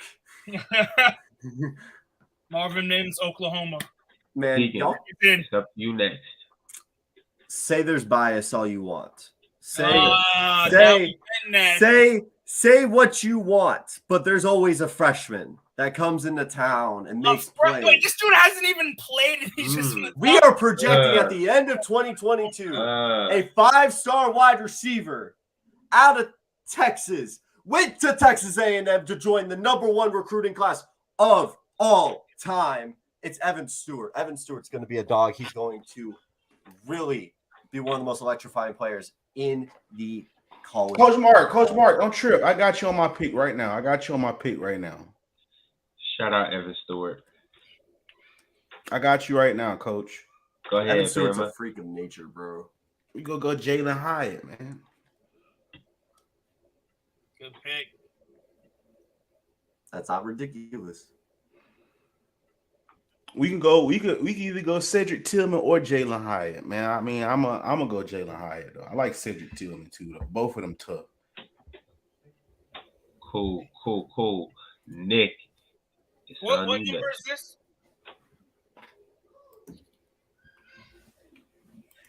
This is 9. Marvin Harrison Jr., Ohio State. Put him up there. I ain't mad at that. I think he was the 4th receiver last year, and when Garrett Wilson and Olave didn't play in the Rose Bowl, he had like 180 yards and 3 TDs. Put him up there. And if that name sounds familiar, yes, his dad is possibly the greatest coach receiver ever.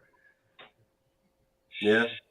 And he's more of a physical specimen than his father, so it's a chance that he could be better, bro. He's 6'3", about 205. But his dad was. But see, the reason why I say it's the perfect combo because his dad was a technician. So like the thing is when you get like people like, so hear me out real quick. So when you get like athletes like Deion Sanders and Randy Moss, you see how it's like such a big drop off to their kids because they necessarily wasn't like the most. They were smart players, of course, but let's just be honest. They athleticism was leagues. Let's just be honest. God put more in their tank than he put in anybody else's tank. You feel me? With Marvin Harrison, you can tell in his game it was a handcrafted game of repetition. So what that does when you have an off seed who possibly does have a greater athleticism upside than you, now you can put in, you can really teach that. Like, bro, this is what I had to do in order to run routes. Like, you can teach that. This is what we do to help with this. Necessarily, Randy Moss can't teach what he has to his son because a lot of the shit that Randy Moss had is like, bro, it's either you got that shit or you don't. You feel me? A 40-inch vert running on a 4.2. Like, it's, I mean, that's kind of one of those attributes. It's either you got that or you don't, bro. Like, we can do workouts that can increase it, but I mean, that's a lot of mango season. Put Randy Moss on that list of electrifying players. We're dumb as hell for that. Yeah, y'all nasty. Put Lynch on there though. Yeah, y'all nasty. Jordan Lynch I wasn't gonna stay say there. anything. Oh my god! His name is in cement now. Like it will forever be there. Yo, Tegan, you wrap off the list of the top 10 receivers of this year. I really like that. I want to give credit. That Marvin Harrison Jr. pick is good. Put my bias out of the way too.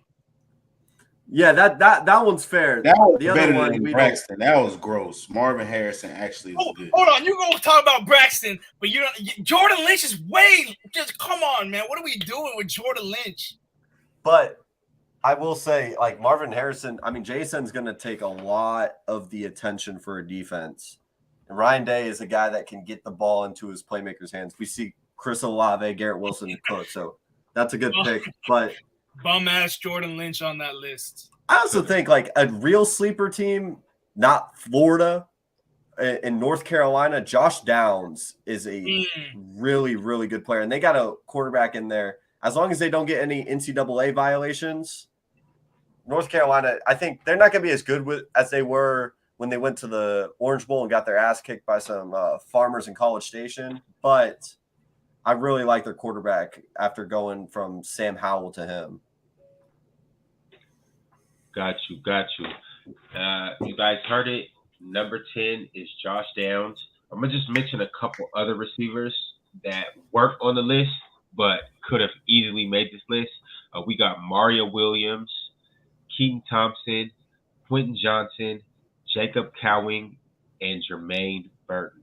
Those are some other star receivers that will most likely have an explosive year, but they just didn't happen to make Players' Choice's top 10. Fellas, it's been an entertaining show. We're running on about an hour and 45 minutes now. On the way out, Nick, what do you have to say to the people leading up to next week? Oh, week 1 next week. I think we're all ready for week 1. Man, week 0, we got these kitty cat football teams, man. Northwestern, Nebraska, man, that shit's weak. Let's just be honest. We're trying to see real college football next week. Oh, definitely. Yo, Tegan, what are your final words of the show? 11-1. Oh, man. 10-2, whatever you want to call it. I'm excited because, man, I'm going to a college football game next week. I'm excited. Be honest, you be popping mushrooms, don't you? Before you get on here and talk about Texas A&M, huh? No. Do you know Listen, the muffin y'all man? know. No. Julian Fleming's a bust, Jordan Clay. He was the number 1 receiver in the nation, the same class as Jackson Smith and Jigba. And come on, he clears Julian Fleming. Stop. Get your bias out your heart. But get excited, y'all. We also got college football on Thursday coming up with West Virginia and Pitt. I'm excited. We're back in football season. We're getting on the roll. West Virginia and Pitt predictions. I need them right now. It's a big-ass rivalry if y'all don't know that. I'm going to go. Ooh. It's in Pitt. At Pitt? Pitt. Yeah. Pitt got Keaton Slovis, right? Give me Pitt. Yeah. Give me Pitt. Tegan, who do you have? I can't bet because I'm in Texas. The spread I usually like to look at, it's -7 for Pitt. I'm going to do Pitt, but if you're a betting guy, go against the spread. Bama, what are your final words and who are you taking? So the spread is they got to beat West Virginia by 7, right? 7 or more. I'm taking West Virginia. I'm taking West Virginia spread, but Pitt's going to win the game. Yeah. That game going to be a lot closer because Pitt got a good defense. It's also Thursday. That's weird. Yeah. Well, it's the first game of the year, though, so they've got. I'm taking West Virginia. Yeah. Also, Michigan State plays on Friday. That's interesting. Oh, they play Western, don't they? Western Michigan. Plumbers. Definitely. You guys get ready for next week. It is going to be entertaining. It's going to be unpredictable. It's going to just be plain and simple college football. We're going to be back at you at the same time next week. And I speak for everybody in this panel. We can't wait. All right, y'all. Appreciate you for tuning in. Like the video. Subscribe to the channel. We'll see you again next week. Peace out. All right, y'all.